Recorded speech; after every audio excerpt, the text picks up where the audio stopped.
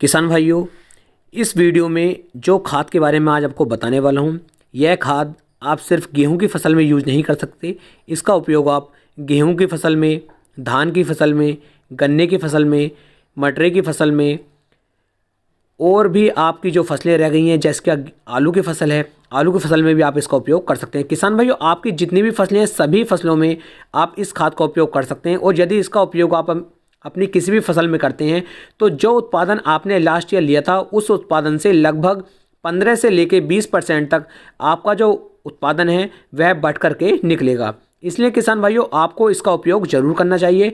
इस वीडियो में मैंने आपको पूरी जानकारी दी है कि आप किस तरीके से इसका उपयोग अपनी फसल के अंदर कर सकते हैं और कैसे कैसे आपको ये कहाँ पर मिल जाएगा और किसान भाइयों इसके क्या रेट हैं, किस तरह से आपको इसका उपयोग अपनी गेहूं की फसल में या फिर धान की फसल में या फिर गन्ने या फिर सरसों की फसल में करना है। इसलिए किसान भाइयों, इस वीडियो को आप पूरा देखें, अंत तक देखें, तभी आप एक सही और अच्छी जानकारी ले पाएंगे। कल किसान भाइयों लगभग रात को 7 बजे आपने जो कमेंट बॉक्स में जितने भी कमेंट किए थे उन सभी के जवाब आपको कल रात 7 बजे मिल जाएंगे। तो कृपया कल आप 7 बजे तक अपना इंतजार। किसान भाइयों, शुरू करते हैं आज का अपना टॉपिक, गेहूं की फसल के लिए सबसे अच्छा और सबसे जरूरी खाद। राम राम किसान भाइयों, मैं नितिन फिर से हाजिर हूं आपके अपने चैनल नितिन देओल में। किसान भाइयों, आज हम बात करेंगे गेहूं की फसल के अंदर ऐसा कौन सा खाद डालें जिससे कि 50 से 60 दिन की अवस्था पर इस खाद को डालने के बाद आपकी जो गेहूं की फसल का उत्पादन है वह उत्पादन काफ़ी ज़्यादा बढ़ सकता है और आप एक अच्छा और रिकॉर्ड तोड़ उत्पादन अपनी गेहूं की फसल से ले सकते हैं। किसान भाइयों, आज तक आपने बहुत सारे खादों का उपयोग अपनी गेहूं की फसल के अंदर किया होगा, लेकिन यदि आप इस खाद का उपयोग अपनी गेहूं की फसल के अंदर कर लेते हैं तो मैं जिम्मेदारी के साथ कह सकता हूं कि आपका उत्पादन जो है हर साल के मुकाबले कम से कम 4 से 5 कुंटल प्रति एकड़ के में बढ़ करके आएगा। इसे आप आजमा कर देख सकते हैं इस बार, और जो भी आपको रिजल्ट मिले वह रिजल्ट आप मुझे कमेंट बॉक्स में बाद में ज़रूर बताएं। किसान भाइयों, इस वीडियो में मैं आज आपको बताने वाला हूं इस खाद का नाम। इस खाद को आप पानी से पहले देना है या फिर पानी के बाद देना है, इसकी कितनी मात्रा कितने एरिया के लिए आपको चाहिए, इसके प्राइस क्या हैं, यह आपको कहां पर मिल जाएगा, पूरी जानकारी देने की कोशिश करूंगा। क्योंकि इससे पिछली वीडियो में मैंने थोड़ी सी जानकारी छोड़ दी थी तो उसके लिए मुझे लगातार कमेंट आ रहे थे कि आपने ये नहीं बताया कि पानी से पहले देना है या फिर पानी के बाद देना है। तो किसान भाइयों, सबसे पहले आपको बता दूं कि आपकी गेहूं की जो फसल होनी चाहिए वह लगभग 50 से लेकर 60 दिन की होनी चाहिए। उससे पहले की यदि गेहूं है तो आप दे सकते हैं, लेकिन उसका जो सही रिजल्ट मिलेगा आपको वो 50 दिन की क्रॉप के बाद ही मिलेगा। यानी 50 दिन की गेहूं की फसल यदि आपकी हो गई है उसके बाद यदि आप इस खाद को डालते हैं तो आपको ज़्यादा बेनिफिट देखने को मिल जाएंगे। इसलिए किसान भाइयों, आपको इसका जो उपयोग करना है वह सिंचाई करने से पहले करना है। मान लीजिए अगर आपको कल अपने खेत की सिंचाई करनी है तो कल से 1 दिन पहले आपको यूरिया के अंदर मिक्स करके इस खाद को अपने खेत के अंदर डाल देना है। मात्रा कितनी है उसके बारे में बता देता हूँ। 1 एकड़ खेत के लिए किसान भाइयों आपको 4 किलोग्राम की मात्रा ही आपको लेनी होगी। 4 किलोग्राम की मात्रा 1 एकड़ खेत के लिए पर्याप्त है। इसके लिए किसान भाइयों आप लगभग 40 से लेके 45 किलोग्राम यूरिया ले सकते हैं और यूरिया के अंदर 4 किलोग्राम इस खाद को मिक्स करें और अपने गेहूं की फसल के अंदर आप इसे अच्छी तरीके से इसका बिखराव करवा दें। ध्यान दें, बिखराव आप सिंगल अवस्था में ना करवाएं, डबल अवस्था में इसका बिखराव होना चाहिए।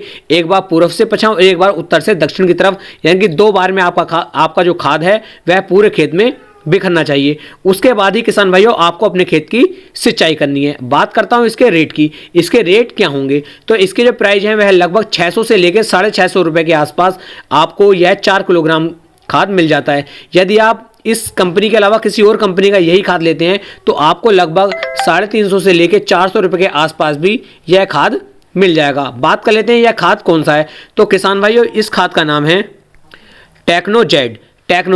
किसान भाइयों, ये सल्फर मिल्स का आता है टेक्नोजेड। इसके अंदर जो मात्रा पड़ी हुई है, क्या क्या इसके अंदर फर्टिलाइजर पड़े हुए हैं या क्या क्या खाद इसके अंदर मिक्स है वह मैं आपको बता देता हूं।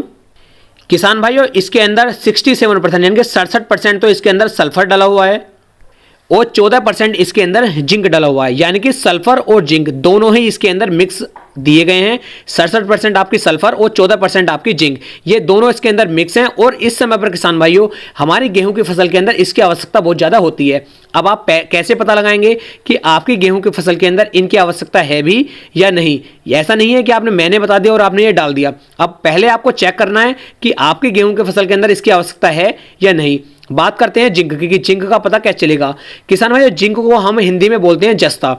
इसकी जो पहचान होती है हमारी गेहूं की फसल के अंदर आपको इस तरह से दिखाई देगी कि आपकी जो गेहूं की फसल होगी उसकी बढ़वार रुक जाएगी, यानी कि आपकी गेहूं की फसल की जो बढ़वार है, जो 50 से 60 दिन की अवस्था में बढ़वार होनी चाहिए, उससे कम ही आपकी फसल की बढ़वार रहेगी। बढ़वार आपका खेत नहीं कर पाएगा। इससे आप पता लगा सकते हैं कि आपकी गेहूं के अंदर जिंक की कमी हो गई है। दूसरा किसान भाइयों, जो गेहूं की फसल की पत्तियां होती हैं वह अंदर से हल्की सी सिकुड़ी सी, हल्का सा इनके अंदर पीला सा और सफेद सा पन आपको दिखाई देगा, जो हल्के भूरे से रंग का होगा। यदि इस तरह की कंडीशन आपकी गेहूं की फसल के अंदर है, ग्रोथ नहीं हो रही है, बढ़वार रुक गई है और पत्तियां हल्की सी पीली सी और सफेद सी सिकुड़ी सी हो रही हैं, तो यानी कि आपकी गेहूं की फसल के अंदर जिंक की कमी हो गई है। यदि ऐसा है तो आपको यह खाद अपने गेहूं की फसल के अंदर जरूर उपयोग में लाना चाहिए, क्योंकि जिंक की कमी आपकी गेहूं की फसल के अंदर यदि हो जाएगी तो कम से कम 20% तक आपका जो गेहूं की फसल का उत्पादन है वह पीछे चला जाएगा और आपका उत्पादन काफी कम निकल करके आएगा। अब बात कर लेते हैं सल्फर की, कि सल्फर हमें अपनी गेहूं की फसल के अंदर डालना चाहिए या नहीं डालना चाहिए। तो किसान भाई आपको सल्फर के लिए देख लेना है कि आपकी जो गेहूं की फसल है यदि ज़्यादा पीली पड़ रही है।